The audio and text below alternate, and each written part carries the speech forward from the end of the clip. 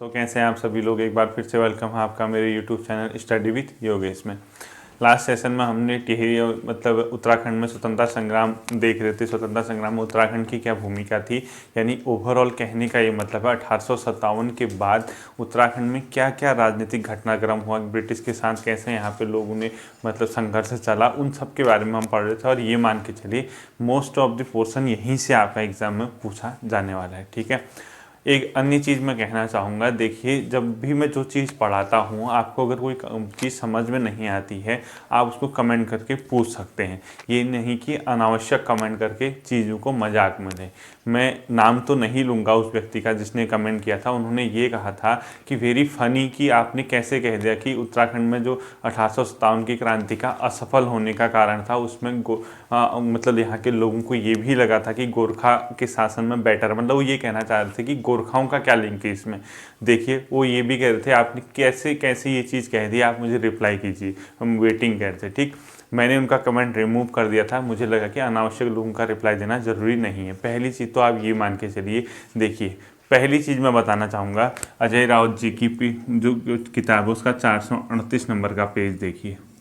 अगर आप रियली पढ़ने वाले हैं तो आप लोग इसको देखना, इस पेज में आपको मिल जाएगा। दूसरी चीज़ मैंने उतना जोर दे के समझाया था कि जब यहाँ गोरखा शासन चल रहा था, गोरखाओं का यहाँ पे अत्याचार था, उस शासन के कंपैरिजन में वो बेटर शासन लगा उनको अंग्रेजों का, यानी अंग्रेजों की जो नीतियां थी उस कंपैरिजन में बढ़िया थी। किस कंपैरिजन में? गोरखों के कंपैरिजन में। तो लोग उतने ज़्यादा जागरूक नहीं हुए कि हमें इस शासन को यहाँ से खदेड़ना है या बाहर करना है। इस वजह से मैंने कहा कि लोगों की रुचि नहीं थी 1857 की क्रांति में, यानी मतलब बहुत से उत्तराखंड में पोर्शन ऐसा था कि लोगों ने उसमें पार्टिसिपेट नहीं किया या क्रांतिकारियों ने ज़्यादा बढ़ चढ़कर भाग नहीं लिया 1857 ईस्वी की क्रांति में। तो एक कारण ये भी था, कहा था मैंने, और वो कह रहे थे कि ऐसा कैसे हो गया। देखिए क्वेश्चन कमेंट करने के तरीके होते हैं, अनावश्यक रूप से अगर आपको समझ नहीं आता आप पूछ लीजिए, तो मुझे उम्मीद है वो समझ गए होंगे। ठीक है, जिसने ऐसा लिखा था। अब देखिए उससे आगे को आज हम चलते हैं कि आखिर हुआ क्या था। उसके बाद हमने ये देखना है, आप लोग इसको ढंग से तैयार करना, और यहाँ से सबसे ज़्यादा क्वेश्चन आते हैं उत्तराखंड के इतिहास में। ठीक है, तो हम लोग क्या देखना है 1857 के बाद यहाँ पे क्या क्या कंडीशन हुई थी। जब मैंने पूरा घटनाक्रम बताया, अल्मोड़ा अखबार, डिबेटिंग क्लब, हैप्पी क्लब, भारतीय राष्ट्रीय कांग्रेस की स्थापना, यहाँ पे होम रूल लीग या कुमाऊं परिषद की स्थापना, ये सब देख रहे थे। तो इसी बीच देखिए यहाँ पे एक बहुत बड़ी कुप्रथा चली आ रही थी, कुली बेगार, कुली उतार या कुली बर्दाश्त। ठीक है, मतलब इस टाइप की प्रथा थी। वो इसके अगले टॉपिक में बताऊंगा क्या हुआ था। उसी क्रम में जब यहाँ पे लोगों ने एक बार अंग्रेजों से, एक गांव था अल्मोड़ा में, मतलब उस गांव का नाम है खत्याड़ी गांव। खत्याड़ी गांव में जब कुली उतार प्रथा से मना कर दिया था लोगों ने, तो अंग्रेजों के खिलाफ एक प्रकार के संघर्ष की शुरुआत आप ये कह सकते हैं। संघर्ष की शुरुआत कहने का ये मतलब है लोगों के अंदर अब आत्मविश्वास जगने लगा था कि हम इनके खिलाफ संघर्ष कर सकते हैं, हम स्वतंत्रता को प्राप्त कर सकते हैं। ठीक है, और जो खत्याड़ी ग्राम में कुली उतार प्रथा से मना कर दिया यहाँ के लोगों ने, वो घटना थी 21 जुलाई 1903 ईस्वी की। ठीक है, यानी 21 जुलाई 1903। ये अल्मोड़ा का एक गांव था, उस गांव का नाम था खत्याड़ी गांव। ठीक है, इस खत्याड़ी गांव के लोगों ने क्या किया, जो कुली उतार प्रथा थी, कुली बेगार कुली उतार प्रथा थी, क्या होती है मैं बताऊंगा। ठीक है, नॉर्मल सी चीज़ मान के चलिए। कुली उतार का मतलब जब कोई अंग्रेज अधिकारी पर्वतीय क्षेत्रों में आया करता था, पर्वत के इलाकों में आया करता था, उस समय क्या होता था, उन अंग्रेज अधिकारियों, अंग्रेज पर्यटक जो भी आते थे, उनके लिए यहाँ के स्थानीय ग्रामीणों के द्वारा क्या करना होता था, व्यक्तियों की व्यवस्था करनी होती थी, कुलियों की व्यवस्था करनी होती थी। उसे बोला गया कुली उतार। ठीक है, तो ये कुली उतार देने से जब मना कर दिया था, तो ये घटनाक्रम क्या दिखाता था कि कहीं ना कहीं यहाँ के लोगों के अंदर अब अंग्रेजों के खिलाफ गुस्सा फूटने लग गया, अंग्रेजों के आदेशों की वो अवहेलना करने लगे थे, यानी उन्हें भी क्या चाहिए थी, स्वतंत्रता चाहिए थी। ठीक है, तो देखिए 1857 से 1913 तक का जो हमने पढ़ा, ठीक है, 1857 से 1912-13 जो भी है, 12-13 के आसपास आप जो भी लिखते हैं, 12 लिख लीजिए, 13 लिख लीजिए, उससे कोई फर्क। ठीक है, तो यहाँ पर जो उत्तराखंड में था, ये स्वतंत्रता संग्राम जो चल रहा था, वो मेनली जो उत्तराखंड का स्वतंत्रता संग्राम था वो नरमपंथियों के हाथ में था। किसके हाथ में था? नरमपंथी। ठीक है, अभी बताता हूँ, नरमपंथी विचारधारा के हाथ में था। ठीक है, नरमपंथी विचारधारा के हाथ में क्या था, स्वतंत्रता संग्राम। यहाँ पे उत्तराखंड में विचारधारा के हाथों में, उत्तराखंड में क्या था, स्वतंत्रता संग्राम। अब आप कहोगे सर ये क्या होता है। देखिए, दो टाइप की विचारधाराएं होती है, दो या तीन प्रकार के आप कह सकते हो। एक होता है नरम पंथ, एक होता है गरम पंथ, एक होता है क्रांतिकारी। वो सब छोड़ दिए, नरमपंथी विचारधारा नाम से ही लगा नरम होंगे, ज़्यादा गुस्सैल टाइप के नहीं होंगे, ठीक है। ये क्या चाहते थे ये लोग, जो इनकी जो राजनीति होती थी, ये क्या ये चाहते थे, सरकार के अंदर रिफॉर्म किए जाएं, सरकार विदेशी शासन रहे लेकिन वो एक संवैधानिक तरीके से शासन करे, एक सही तरीके से शासन करे। हम सरकार के खिलाफ संघर्ष न करें या हिंसा न करें या क्रांति न करें, इसके बदले हम सरकार को चिट्ठियाँ लिखें, अपनी बातें मनवाएं, सरकार से आग्रह करें, सरकार से रिक्वेस्ट करें, यानी नरम होकर हम सरकार से अपनी बातें मनवाएं और सरकार यहाँ पे सुशासन दे। ऐसी जो विचारधारा होती है उसको बोला जाता है नरमपंथी विचारधारा। इंडियन हिस्ट्री में आपको पढ़ाऊंगा। दूसरी विचारधारा होती है गरमपंथी विचारधारा। उसमें क्या होते हैं, सीधे जो होते हैं गरम दल के लोग होते हैं, उनका क्या होता है, सीधे सीधे कोई हम आज्ञा मतलब इनके आगे हाथ नहीं जोड़ेंगे, हम सीधे स्वतंत्रता चाहते हैं, हम इनके खिलाफ लड़ाई लड़ेंगे, इनके खिलाफ संघर्ष करेंगे, भले ही हिंसात्मक रूप से हो। वो होती है गरमपंथी, ठीक है। तो 1857 से 1912 तक उत्तराखंड का जो स्वतंत्रता संग्राम था नरमपंथी विचारधारा के हाथ में था, जो कि उत्तराखंड के लिए स्वतंत्रता संघर्ष कर रहा था, ठीक है। इस दौरान विभिन्न प्रकार के न्यूज़पेपर निकले थे, मैंने आपको बताया था। उनका क्या काम था, वो ये आपकी जनता को बताना चाहते थे कि उन सरकार विरोधी नीतियां, सरकार की मतलब जो रियलिटी है उससे जनता को अवगत कराते थे, ताकि जनता का एक माहौल बन सके अंग्रेजों को यहाँ से भगाने में, यानी ब्रिटिश शासन को यहाँ से समाप्त करने में। इन्हीं में कुछ अखबार बताए थे। अल्मोड़ा अखबार बताया था मैंने। अल्मोड़ा अखबार बाद में 1913 के बाद बद्रीदत्त पांडे जी के संपादन में शुरू हुआ, पहले 1871 से मैंने आपको पढ़ा दिया, ठीक है। इसके अलावा गढ़वाल समाचार बताया था, 1902 से निकला था। उसके जो संपादक थे उसका नाम लिख लीजिए आप, पंडित गिरजादत्त नैथानी, ठीक है, के संपादन में दुगड्डा से शुरू हुआ था। कौन सा, गढ़वाल समाचार। दूसरा मतलब अल्मोड़ा अखबार के अलावा गढ़वाल समाचार लिख लीजिए, पंडित गिरजादत्त नैथानी के संपादन में 1902 से कहाँ से शुरू हुआ था, दुगड्डा से शुरू हुआ था। इसी प्रकार से देखिए क्या क्या लिखेंगे, अल्मोड़ा अखबार जो अखबारों की भूमिका थी, ठीक है, कब था, 1871, सब पढ़ा दिया, ठीक है। और बाद में 1913 से बीडी पांडे ने इसका क्या किया था, संपादन किया था, बीडी पांडे जी ने, ठीक है, वो छोड़ दीजिए। दूसरा जैसे गढ़वाली समाचार लिख दिया मैंने, जीएस लिख दिया, ठीक है, समझ जाना। ये कब से शुरू हुआ था, 1902 से, ठीक है, ठीक है। ये गढ़वाल समाचार है, ठीक है, या गढ़वाली समाचार जो भी कहते हो। ये गढ़वाल समाचार जो है वो कब से हुआ था, गढ़वाल समाचार 1902 से, गढ़वाल समाचार कर दीजिए इसको, ठीक है। गढ़वाल समाचार ये हुआ था 1902 से शुरू हुआ था, और ये दुगड्डा से निकला था गढ़वाल समाचार, ठीक है, दुगड्डा से निकला था, ठीक। और इसे पंडित गिरजादत्त नैथानी ने इसका क्या किया था, संपादन किया था गढ़वाल समाचार का। इसके अलावा जो आगे आया था वो गढ़वाली आया था, एक गढ़वाली था, वो 1905 से शुरू हुआ था, जिसका जो संपादक था वो कौन था, गिरजादत्त नैथानी ही उसके भी क्या थे, संपादक थे। बाद में एक तारादत्त गैरोला साहब ने भी उसका क्या किया था, संपादन किया था, ठीक है। अगला कौन सा था, गढ़वाली, ठीक है, 1905 से शुरू हुआ था, मैंने 1913 तक।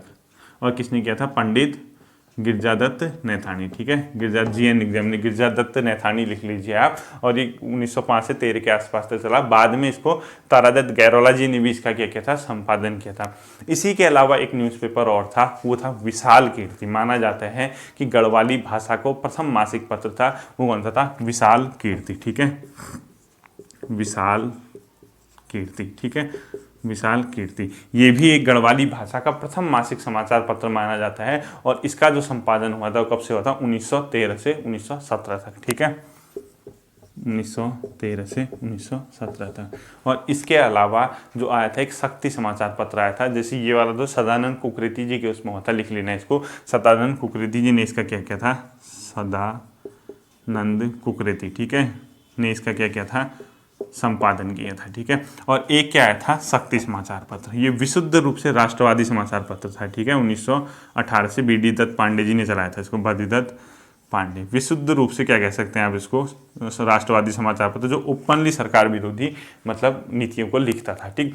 अब देखिए ओवरऑल मेरा ये बताने का इंटेंशन ये है कि न्यूज़पेपर की बहुत महत्वपूर्ण भूमिका थी। उसी दौरान अनेक प्रकार के न्यूज़पेपर निकले, जिसमें अल्मोड़ा अखबार का प्रकाशन 1871 में हुआ, और 1913 से इसको बीडी पांडे जी ने क्या किया था, संपादन किया था। यहाँ किसने किया था, मैंने आपको बता रखा है। ऐसे एक गढ़वाल था, गढ़वाल समाचार 1902 से दुगड्डा से निकला था। पंडित गिरजादत्त नैथानी ने इसका संपादन किया था। साथ ही एक गढ़वाली था, वो भी गिरजादत्त नैथानी ने किया था। तारादत्त गैरोला ने उसका बाद में संपादन किया। विशाल कीर्ति आया था 1913 से 17 तक, सदानंद कुकरेजी जी ने संपादन किया। इसके अलावा शक्ति 1918 में बद्रीदत्त पांडे जी ने। यानी ओवरऑल ये न्यूज़पेपर क्या कर रहे थे, ब्रिटिश के खिलाफ लिख रहे थे, ब्रिटिश नीतियों से जनता को अवगत करा रहे थे, ताकि एक माहौल बन सके कि हम यहाँ से ब्रिटिश को क्या कर सकें, खदेड़ सकें। ठीक, इसके अलावा देखिए तिलक जी का होम रूल आप जानते हैं अप्रैल 1916 का, और एनी बेसेंट का भी एक होम रूल था, वो जो कि सितंबर अक्टूबर 1916 में बना था। नाम से लग रहा होम रूल मतलब स्वशासन, यानी खुद का शासन, यानी अंग्रेजों को यहाँ से भगा के हम स्वतः शासन करेंगे। तो उस होम रूल की तर्ज में भी उत्तराखंड में भी होम रूल के अनेक अलग अलग जगह क्या बनने लगे, एक क्षेत्रीय आपका ये कह सकते हैं संगठन टाइप के, यानी क्षेत्रीय शाखाएं खुलने लगी, चाहे अल्मोड़ा में खुले या देहरादून में खुले, वो और चीज़ है। ठीक है, तो कहीं ना कहीं होम रूल लीग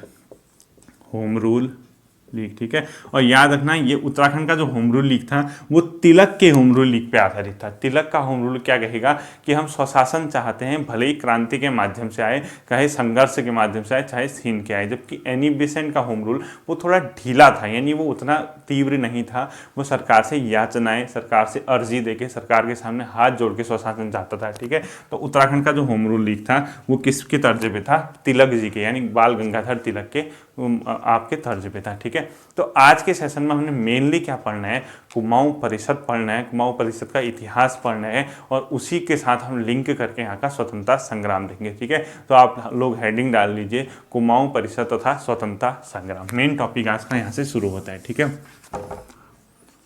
क्या लिखेंगे, कुमाऊं परिषद तथा स्वतंत्रता संग्राम। ठीक है, तथा स्वतंत्रता संग्राम। अब ये देखिए इसमें मेन चीज़ क्या है, आप ये मान के चलिए जैसे 1916 से 1926 तक का जो उत्तराखंड का इतिहास है वो अपने आप में कुमाऊं परिषद का ही इतिहास है।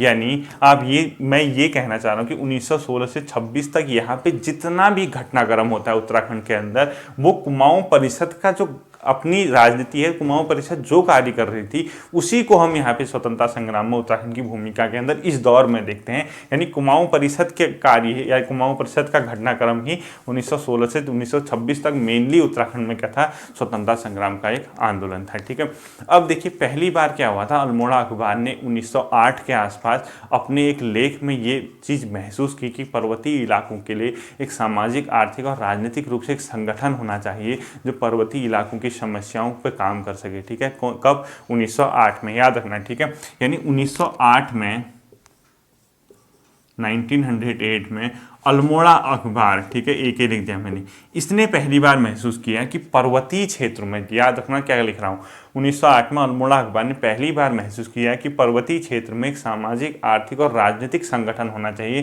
जो पहाड़ के इलाकों की समस्याओं को समझे और उसको क्या पे उस पर काम करे। ठीक है, इसके अलावा बाद में इलाहाबाद से एक लीडर नामक पत्र निकलता था। ठीक है, लीडर, इसने भी क्या किया, ये चीज़ महसूस की कि पहाड़ी इलाकों में कोई ना कोई संगठन की आवश्यकता है। लीडर ने भी क्या किया, महसूस किया, और ये इलाहाबाद से निकलता था, और ये जो भी मतलब बात थी ये। ठीक है, इतना सब कुछ हो रहा था, तो उसी के बाद क्या हुआ, फाइनली बहुत से लोगों ने मिलकर 1916 में, सितंबर 1916 में एक परिषद का गठन किया जिसका मेन काम क्या था, जो कुमाऊं कमिश्नरी थी, यानी जो नैनीताल वगैरह में बैठती थी, उसके साथ इन बातों को विचार विमर्श करना कि पहाड़ की जो समस्याएं हैं, पर्वतीय इलाकों की सामाजिक, आर्थिक, राजनीतिक, शैक्षणिक, इस पर विचार विमर्श करने के लिए और यहाँ लोगों पर स्वतंत्रता के लिए काम करने के लिए मेनली क्या किया गया था, कुमाऊं परिषद का गठन। ठीक है, तो कुमाऊं परिषद बनी कब थी, कुमाऊं परिषद, ठीक है, इसका गठन हुआ था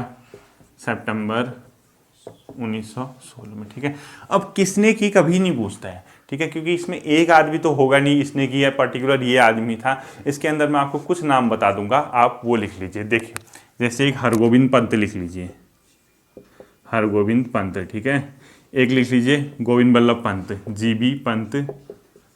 ठीक, ये लिख लीजिए आप। एक लिख लीजिए आप बीडी पांडे, बद्रीदत्त पांडे। ठीक है, एक लिख लीजिए इंद्रलाल शाह, इंद्रलाल शाह। ठीक है, एक लिख लीजिए मोहन सिंह, मोहन सिंह। ठीक है, एक लिख लीजिए चंद्रलाल शाह,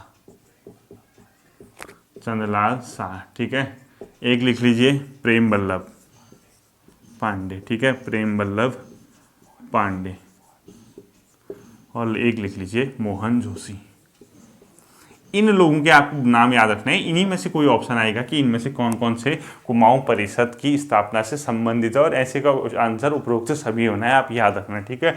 तो याद रखना हरगोविंद पंत, गोविंद वल्लभ पंत, बद्रीदत्त पांडे, इंद्रलाल शाह, मोहन सिंह, चंद्रलाल शाह, प्रेम वल्लभ पांडे और मोहन जोशी, ये लोग यहाँ पे क्या थे, मेनली कुमाऊं परिषद की स्थापना से जुड़े हुए लोग थे। और कुमाऊं परिषद की स्थापना क्यों हुई थी मैंने आपको बता दिया, ठीक है। अब प्रारंभ में जब ये कुमाऊं परिषद शुरू हुई थी, इसमें जो थे, इसमें हर विचारधारा के लोग थे। हर विचारधारा मतलब चाहे वो नरम पंथ हो, नरम पंथ मैंने आपको बता दिया, ठीक है, चाहे वो गरम पंथ हो, यानी गरम पंथी और नरम पंथी हर टाइप की विचारधारा के लोग इसमें स्टार्टिंग में थे। लेकिन बाद में धीरे धीरे इसमें से नरम पंथ का प्रभाव हटता गया और गरम पंथी युवाओं ने इसका क्या कर लिया, नेतृत्व तो संभाल लिया। इसके आगे क्या होता है वो आपको मैं बताता हूँ, ठीक है। 1919 के बाद इसमें मेनली के आगे थे गरम पंथी का एकाधिकार हो गया था, ठीक है। 1919 के बाद गरम पंथी युवा थे वो, ठीक है, जो सीधे क्रांति के बल पे या सीधे संघर्ष के बल पे क्या चाहते थे, यहाँ से मुक्ति चाहते थे, अंग्रेजों से स्वतंत्रता चाहते थे। स्टार्टिंग में क्या था, दोनों का इसमें प्रभाव था। इससे आगे क्या होता है वो देखिए, इससे आगे क्या होता है, जो कुमाऊं परिषद का पहला अधिवेशन होता है, ठीक है, इनको याद रखना है आपको, ये क्वेश्चन आपके पूछे जाते हैं, ठीक है। कुमाऊं परिषद का पहला अधिवेशन, कुमाऊं परिषद का जो पहला अधिवेशन होता है वो सितंबर 1917 में होता है। कब होता है, सितंबर 1917। कहाँ होता है, ठीक है, अल्मोड़ा में इस अधिवेशन को संपादित किया जाता है, ठीक है, याद रखना। अगर आपसे पूछता है कुमाऊं परिषद का पहला अधिवेशन कब हुआ, आप बताओगे सितंबर 1917 में। कहाँ हुआ, अल्मोड़ा। हो सकता है कि इस बार अध्यक्ष पद दे, तो इसकी जो अध्यक्षता की थी वो की थी जयदत्त जोशी ने, ठीक है। अध्यक्ष कौन थे इसके, जयदत्त जोशी, ठीक। अब देखिए स्टार्टिंग में मैंने क्या कहा, इसमें दोनों विचारधारा के लोग थे कुमाऊं परिषद में, चाहे वो नरम पंथी हो गरम पंथी हो। अब इसमें जैसे देखिए दो विचारधारा के लोग थे, एक को बोला गया नरम पंथी, ठीक है, नरम पंथी, यानी ये लोग क्या थे, सुधारवादी थे। ये क्या कहना चाहते थे, सरकार सुधारवादी कदम उठा के यहाँ पे शासन करे, यहाँ पे सरकार को सुधार करना चाहिए, सरकार के अंदर रिफॉर्म होना चाहिए, ठीक है। यानी इसमें एक नरम पंथी थे जो ये चाहते थे कि सरकार क्या करे, सुधारवादी कदम उठाए, सुधारवादी कदम उठा के यहाँ पे शासन करे, यानी सुधार करे, ठीक है। दूसरा थे, उनको बोला जाता है तिलक के समर्थक, यानी ऐसे लोग जो गरम पंथ से संबंधित थे, ऐसे लोग जो तिलक के होम रूल आंदोलन से प्रभावित थे, ठीक है। तो दूसरे कैसे थे, तिलक समर्थक होम रूल वाले, ठीक है, तिलक समर्थक। तिलक समर्थक मतलब जो तिलक का होम रूल लीक था उससे जो समर्थक थे, ठीक है, यानी अपने आप में कहीं ना कहीं गरम पंथी मान के चलिए, ठीक है, गरम पंथ से संबंधित, यानी जो किस आधार पे गरम पंथ मैंने आपको बता दिया, ठीक है। इसमें कौन होंगे, जैसे बद्रीदत्त पांडे और इनके समर्थक, ये सब लोग इसी के अंदर थे, ठीक है, बीडी पांडे, ठीक। और आपको याद होना चाहिए, मैंने आपको बताया कि उत्तराखंड में जो होम रूल बना था वो ये वाला बना था, तिलक समर्थक वाला, ठीक है, ये नहीं कि एनी बेसेंट वाला। तो पहला सम्मेलन कब हुआ था, सितंबर 1917 में अल्मोड़ा में, जिसकी अध्यक्षता जयदत्त जोशी ने की। इसमें दोनों प्रकार के विचारधारा के लोग थे, चाहे नरम पंथी हो या तिलक के समर्थक हो। ये किसमें थे, पहले अधिवेशन में, ठीक है। अब देखिए जब यहाँ पे तिलक जी से प्रभावित हुए तो बद्रीदत्त पांडे जी ने उनसे अलग अलग टाइम पे मुलाकातें की थी, क्योंकि उनको यहाँ की प्रथाओं के बारे में बताना था, उत्तराखंड की स्थिति क्या थी, क्योंकि तिलक तो भारतीय राजनीति में एक बहुत बड़ा चेहरा थे उस समय पे। तो तिलक जी से मिलना या गांधी जी से मिलना बहुत बड़ा स्वाभाविक मतलब उपलब्धि थी यहाँ पे उत्तराखंड के नेताओं के लिए। तो बद्रीदत्त पांडे उनसे अलग अलग समय पर मिले, चाहे एक बार 1905 में पहली बार मिले थे, उसके बाद 1916 में लखनऊ अधिवेशन में मिले थे, और उसके बाद 1917 में कलकत्ता में भी बद्रीदत्त पांडे और तिलक जी की क्या हुई थी, मुलाकात हुई थी, ठीक है। देखिए जो बद्रीदत्त पांडे जी थे, बीडी पांडे, ठीक है, इनके तिलक जी से मिलने में बहुत बड़ी उपलब्धि मानी जा सकती है, क्योंकि उत्तराखंड की राजनीति में अगर कोई व्यक्ति राष्ट्रवादी नेता से मिल रहा है तो कहीं ना कहीं उत्तराखंड की राजनीति यानी उत्तराखंड में भी स्वतंत्रता संग्राम, राष्ट्रीय स्वतंत्रता संग्राम से जुड़ जाएगा। क्यों, क्योंकि एक तो देखिए बीडी पांडे जी ने जब इसका नेतृत्व किया, अल्मोड़ा अखबार का संपादन किया, तो वो फिर क्षेत्रीय अखबार नहीं रहा, क्योंकि जब ये आदमी राष्ट्रीय स्तर के नेताओं से मिल रहे थे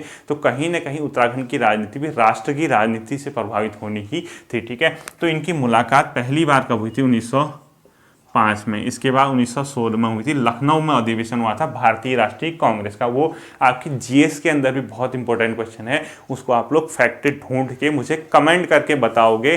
ध्यान रखो जितनी मेरी वीडियो देख रहे हो, लखनऊ अधिवेशन 1916 की अध्यक्षता किसने की थी, जिसमें गरम दल और नरम दल एक बार फिर से एक होने का प्रयास कर रहे थे। मुस्लिम लीग और भारतीय राष्ट्रीय कांग्रेस जिसमें एक हुए थे। 1916 के लखनऊ अधिवेशन की अध्यक्षता मेरे को कमेंट करके बता देना, ठीक है।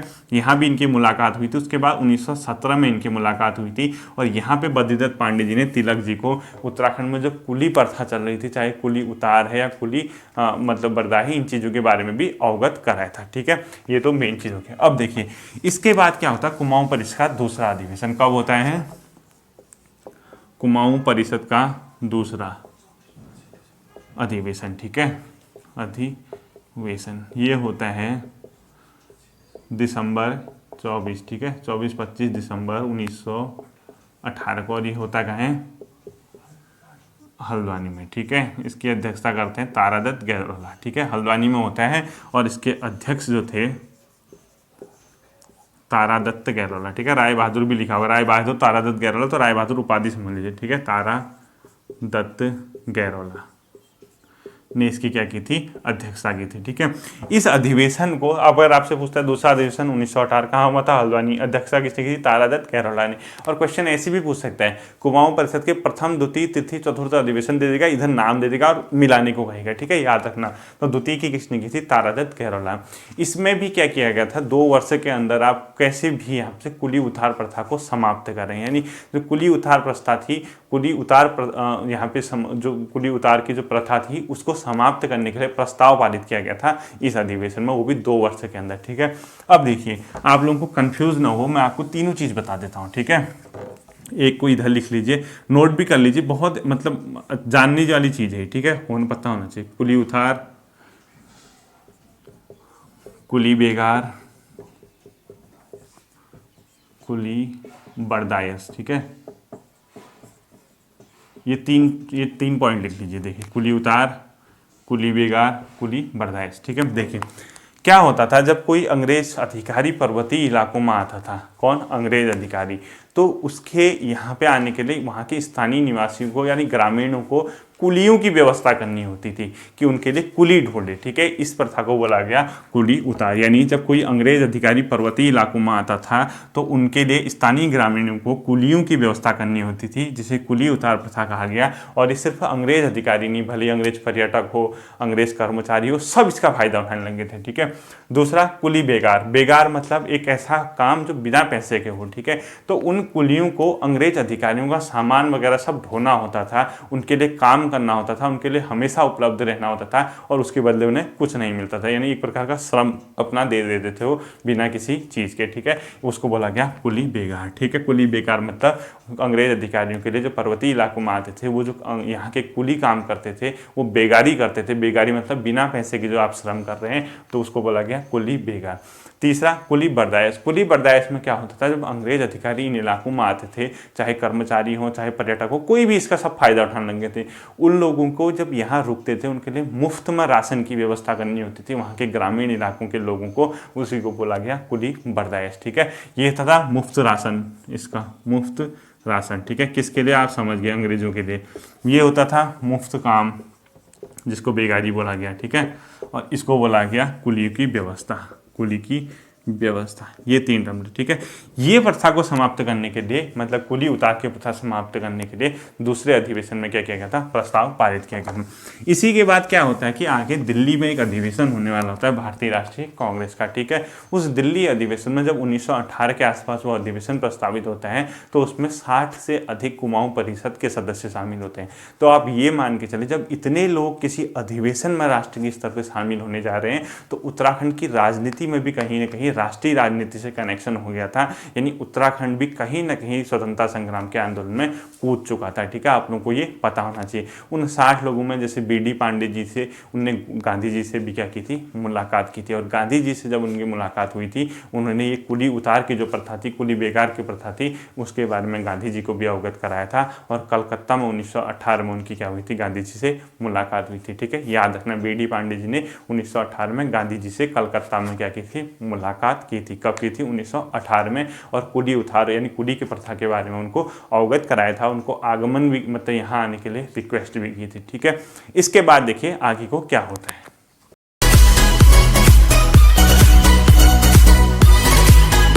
आगे का घटनाक्रम देखिए क्या होता है। ठीक है, जब ये सब चीजें चल रही थी देश में तो फाइनली अंग्रेज क्या कर देते हैं? अल्मोड़ा अखबार को बंद कर देते हैं। ठीक है, अल्मोड़ा अखबार बंद होता है, आप लोगों को पता है कब हुआ था? 1918 में अल्मोड़ा अखबार को मार्च 1918 में बंद कर दिया गया। यानी आप याद रखना अल्मोड़ा अखबार कब बंद हुआ? अल्मोड़ा अखबार, ठीक है, अल्मोड़ा न्यूज़पेपर लिख देते हैं। ठीक है, 1918 में बंद हुआ था, मार्च, ठीक, मार्च 1918 में बंद हुआ था। और इस जो ये था 48 वर्षों तक यानी 48 वर्षों तक इसका संपादन होता रहा। आप लोगों को हिसाब लगा लेना है। ठीक है, तो जब अल्मोड़ा अखबार बंद होता है, अंग्रेज ये कहते हैं कि सरकार विरोधी गतिविधियों में संलिप्त है यानी सरकार विरोधी नीतियां रखते हैं, तो यहाँ पे तुरंत एक नया न्यूज़पेपर शुरू करते हैं, वो करते हैं शक्ति साप्ताहिक का प्रकाशन यानी, ठीक है, शक्ति साप्ताहिक ये शुरू हो जाता है। शक्ति साप्ताहिक था, ठीक है, शक्ति साप्ताहिक। और ये कब होता है? 1918 में, ठीक है, सितंबर। लेकिन एक चीज़ याद रखना, ये जो शक्ति साप्ताहिक था इसके लिए एक नए प्रेस की स्थापना की गई थी, उसका नाम था देशभक्त प्रेस। ठीक है, अगर आपसे पूछता है देशभक्त प्रेस से कौन सी आपकी न्यूज़पेपर निकलता था, आप बताओगे शक्ति, ठीक है, देशभक्त प्रेस। और ये जो देशभक्त प्रेस था ये 1918 के आसपास ही इसकी भी क्या हुई थी? देशभक्त प्रेस की मतलब अपने आप में क्या हुआ था? देशभक्त प्रेस इसको स्थापित किया गया था, सितंबर अक्टूबर के आसपास ही था। ठीक है, और ये जो शक्ति था ये भी सितंबर अक्टूबर के आसपास ही है, और ये भी सितंबर अक्टूबर मतलब इनकी इसकी स्थापना होती है। आप ये मत देखना आपको पूछेगा तो कब हुआ था? 1918 और किस प्रेस से आया था?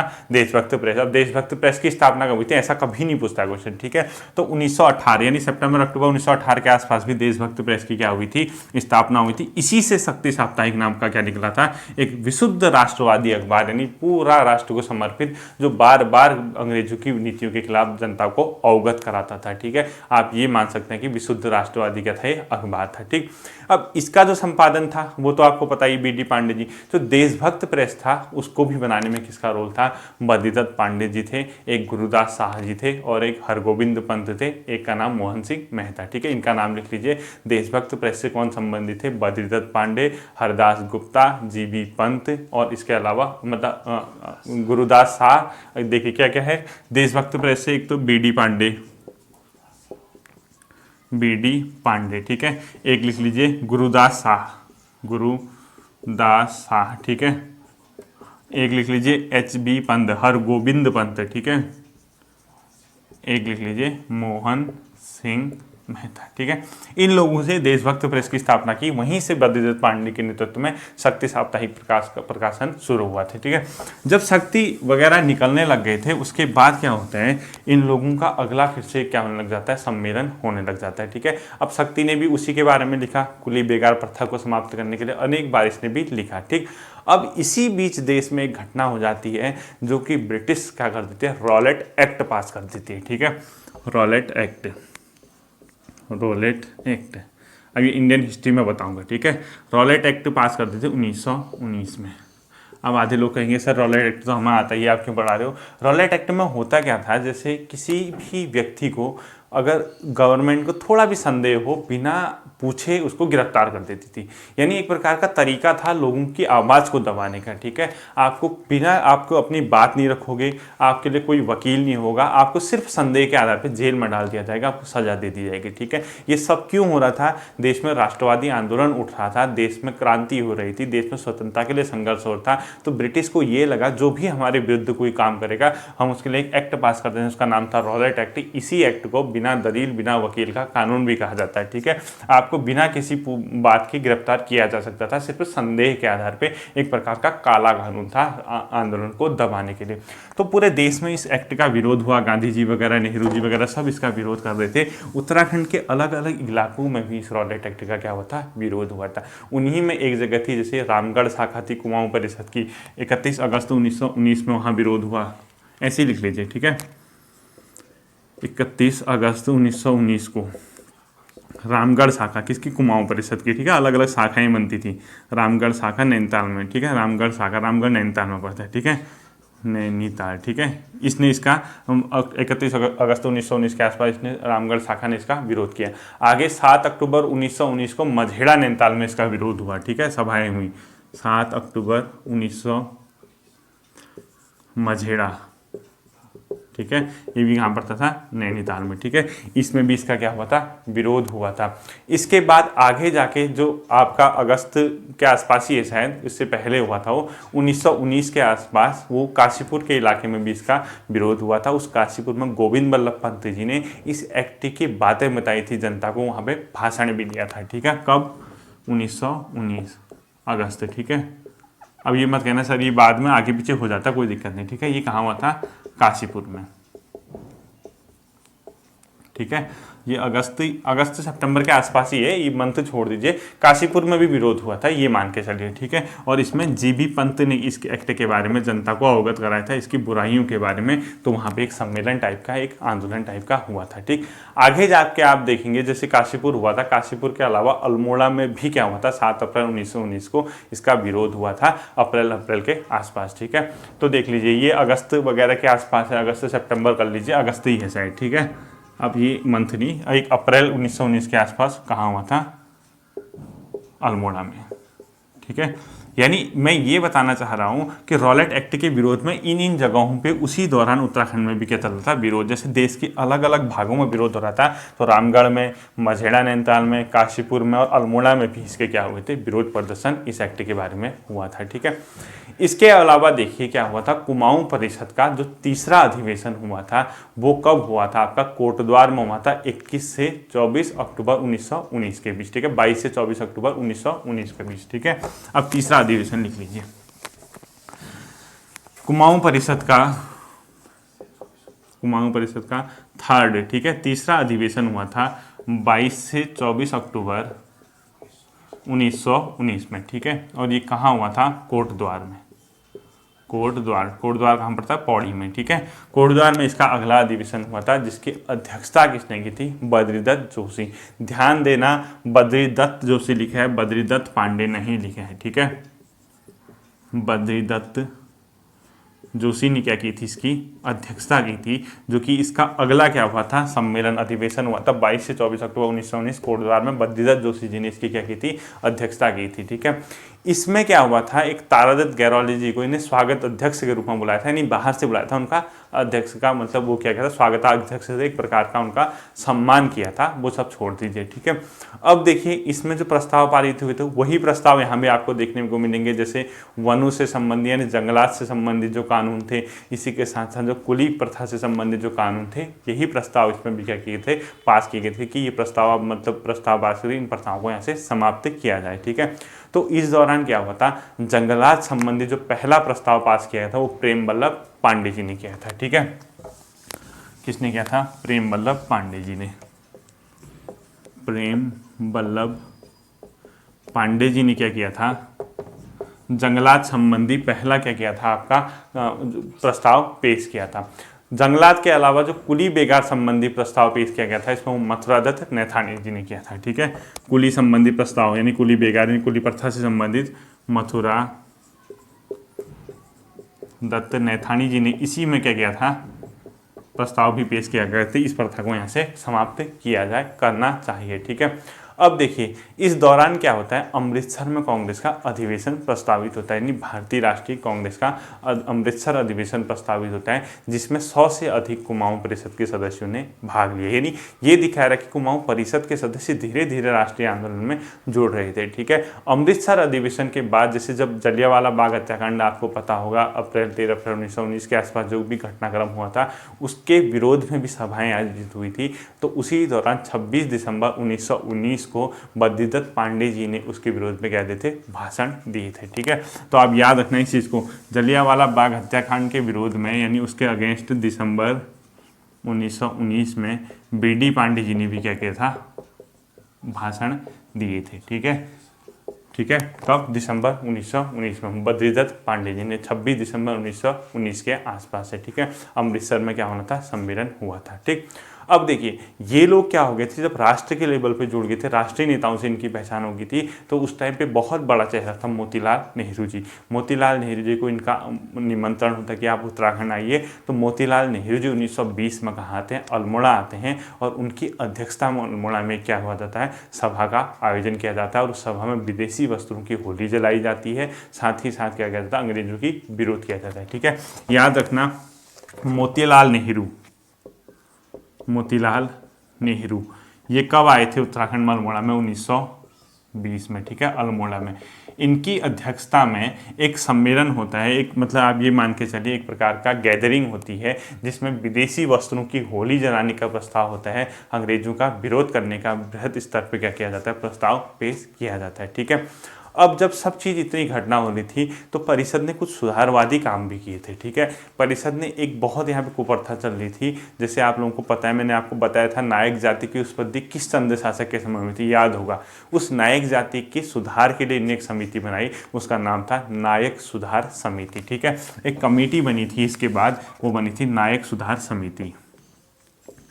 मुझे कमेंट करके बता देना नायक सुधार समिति कब बनी थी, कुछ काम तुम्हें भी दिया जाएगा। ठीक है, नायक सुधार समिति बनी थी एक, और ये समिति ने क्या किया था, नायक जाति की जो छात्राएं थी उनके शिक्षण व्यवस्था के लिए और उनकी छात्रवृत्ति के लिए क्या किया था, काम किया था। ठीक है, यानी नायक सुधार समिति की जो पहली बैठक हुई थी नवंबर 1919 में हुई थी, और स्थापना भी चलो बता ही देता हूँ 1919। ठीक है, तो नवंबर 1919 में इनकी पहली बैठक हुई थी, किसकी, नायक सुधार समिति की। ठीक है, इस नायक सुधार समिति की पहली बैठक में जो नायक जाति थी, उनकी जो छात्राएं थी, उनकी जो बच्चियां थी, उनके शिक्षण कार्य हेतु क्या किया गया था, शिक्षण छात्रवृत्ति वगैरह के लिए काम किया गया था, और ये नैनीताल में हुई थी, इसको याद रखना। ठीक है, नायक जाति की जो पहली मतलब नायक सुधार समिति की पहली बैठक हुई थी वो कहाँ हुई थी, नैनीताल में हुई थी। ठीक है, इसके आगे क्या होता है वो देखिए, आगे को घटनाक्रम देखिए वो होता क्या है। ठीक है, अब इनका 4th अधिवेशन होता है कुमाऊं परिषद का। ठीक, 4th। ठीक, और एक कुमाऊं परिषद का जो चौथा अधिवेशन होता है वो कब होता है, 1920 में, यानी 21 से 23 दिसंबर 1920 को। कब होता है, 21 से 23 दिसंबर 1920, और कहाँ होता है, काशीपुर में। ठीक है, काशीपुर में, और इसकी अध्यक्षता कौन करते हैं, हरगोविंद पंत। ठीक, हरगोविंद पंत इसकी क्या करते हैं, अध्यक्षता करते हैं इसके अगले अधिवेशन की। इस अधिवेशन में जो प्रस्ताव पारित हुए, देखो असहयोग आंदोलन 1920 से शुरू हुआ, तो यहाँ भी अधिवेशन है, तो असहयोग का प्रस्ताव पारित हुआ था, जंगलात से संबंधित का प्रस्ताव पारित हुआ था, कुली से संबंधित प्रस्ताव हुआ था, और एक महत्वपूर्ण घटना हुई थी जो उदारवादी थी, जिसको मैं नरमपंथी कह रहा था अभी तक, उन्होंने इस परिषद का त्याग कर दिया था। ठीक है, तो इसमें क्या क्या हुआ था, असहयोग। अब आप लोगों से वन लाइनर पूछे जाते हैं, मोतीलाल नेहरू अल्मोड़ा कब आए थे, असहयोग आंदोलन जो किस अधिवेशन में पास हुआ था, वो सब कॉन्सेप्ट के पीछे छुपे रहते हैं। ठीक है, देखिए यहाँ है वो 1920 में देश में असहयोग आंदोलन हुआ था, तो उसी अधिवेशन में 1919 थोड़ा होगा आंसर। ठीक है, अगला देखिए, असहयोग जंगलात संबंधित कानून पास हुआ था, मतलब जंगलात से संबंधित जो वो हुआ था ब्रिटिश कानून था, उसके विरोध में प्रस्ताव पारित हुआ था। इसके अलावा जो हुआ था, क्या हुआ था, जंगलात हो गया, असहयोग होता, बेगार प्रथा के खिलाफ प्रस्ताव पारित हुआ था, और सबसे महत्वपूर्ण चीज, उदारवादियों ने परिषद का क्या कर दिया था, त्याग कर दिया था। यानी जो जिसको मैं नरमपंथी कह रहा था, वो परिषद से अब त्याग कर चुके थे और परिषद के सदस्य वो नहीं रहे थे। चौथे अधिवेशन की बात थी। ठीक है, जब ये सब घटनाएं हो रही थी, इसमें एक बहुत महत्वपूर्ण घटना होती है, वो था एक ग्रामीण इलाका था जिसे चामी बोलते हैं, जो कि कत्यूर घाटी में बागेश्वर के आसपास पड़ता था। उस गाँव का नाम था चामी। ठीक है, चामी गांव में ग्रामीणों ने एक मंदिर में एक सभा का आयोजन किया। चामी, ठीक है, ये कहाँ पर था, कत्यूर घाटी में। ठीक है, यानी बागेश्वर अल्मोड़ा का जो बैजनाथ का इलाका है, इसमें ग्रामीणों ने एक मंदिर में एक सभा का आयोजन किया और इन्होंने शपथ ली कि हम कुली उतार की प्रथा को बंद कर देंगे, हम कुली उतार नहीं देंगे। ठीक है, चामी गाँव में कुली उतार नहीं देंगे, कुली उतार क्या करेंगे, नहीं देंगे। और ये जो घटनाक्रम था जो चामी के ग्रामीणों ने किया था, वो कब किया था, 1921 में, यानी 1921 में, 1 जनवरी 1921, ठीक। और जो उत्तरायणी का मेला होता था जो आपका जनवरी 1921 के आसपास, उसमें ये शपथ ली गई कि हम सरयू वगैरह की नदियों में जो कुली वगैरह जो प्रथा है इसको न लेने की हम क्या करेंगे, शपथ लेंगे। अलग अलग इलाकों से लोगों को बुलाया जाएगा, ठीक है। जब ये सब घटनाक्रम हुआ तो उसके बाद क्या होता है, देखिए चामी ग्राम के इसमें कुली प्रथा तो मैं आपको बताऊंगा ही बताऊंगा, थोड़ा बहुत अभी तो मैंने बेसिक बता रखा है, डिटेल में कुली प्रथा मैं अगले वीडियो में बताऊंगा, ठीक है। फिर इनका क्या होता है, जब असहयोग आंदोलन मैंने अभी बताया आपको जिसमें 1920 का था, यहाँ से बद्रीदत्त पांडे के नेतृत्व में एक शिष्टमंडल नागपुर जाता है गांधी जी से मिलने के लिए, ठीक है। वो गांधी जी से मिलने नागपुर जाते हैं, गांधी जी से तो मिल नहीं पाते लेकिन उनकी मुलाकात वहाँ पे स्वामी सत्यदेव जी से होती है। किससे होती है? स्वामी सत्यदेव से, ठीक। अब देखिए जो इनका अगला अधिवेशन था वो 5वां अधिवेशन था, वो टनकपुर में हुआ था 1923 में, बद्रीदत्त पांडे ने, ठीक है, उसकी अध्यक्षता की थी। 5th कब हुआ था? 1923। और कब हुआ था? BD पांडे इसके अध्यक्ष थे। और कहाँ हुआ था? टनकपुर, ठीक है। और जो लास्ट क्या कह सकते हैं, एक अन्य मतलब जो बुकों में दे रखा है 1926 का अधिवेशन था, वो हुआ था गन्याझोली में, ठीक है, गन्याझोली में। और ये गन्याझोली कहाँ पड़ता है? रानीखेत के आसपास कहीं पड़ता है, ठीक है, अल्मोड़ा डिस्ट्रिक्ट में, अल्मोड़ा डिस्ट्रिक्ट में, ठीक है। 1926 में ही क्या हुआ था इनका अंतिम मेन जो अधिवेशन था, किसका? कुमाऊं परिषद का, ठीक। इसी के साथ आज की वीडियो की यहीं पे समाप्ति होती है। उम्मीद करता हूँ आप लोगों को ये समझ में आया होगा। 2 फैक्ट कहा है कि कमेंट करके मुझे बता देना, ठीक है। फिर मिलते हैं अगले सेशन में, तब तक के लिए टेक केयर, थैंक यू।